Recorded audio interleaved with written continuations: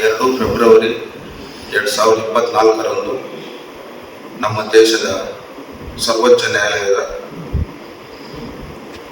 ನ್ಯಾಯಮೂರ್ತಿಗಳಾದಂಥ ನಿವೃತ್ತಿ ನ್ಯಾಯಮೂರ್ತಿಗಳಾದಂಥ ಗೋಪಾಲ್ ಗೌಡ ಅವರ ಒಂದು ಅಧ್ಯಕ್ಷತೆಯಲ್ಲಿ ಈ ಸಿನಿ ಪೊಲಿಟಿಕ್ಸ್ ಅನ್ನೋ ಒಂದು ನ್ಯೂಸ್ ಚಾನಲನ್ನು ಉದ್ಘಾಟನೆ ಮಾಡಿ ಈ ಒಂದು ನ್ಯೂಸ್ ಚಾನಲಿನ ಮುಖೇನ ಈ ಒಂದು ರಾಜ್ಯಕ್ಕೆ ಒಳ್ಳೆಯ ಸಂದೇಶವನ್ನು ಕೊಡಬೇಕು ಅನ್ನೋ ನಿಟ್ಟಿನಲ್ಲಿ ಅವರು ಈ ಒಂದು ಕಾರ್ಯಕ್ರಮವನ್ನು ಭಾಗವಹಿಸಿ ಉದ್ಘಾಟನೆ ಮಾಡಿದ್ದಾರೆ.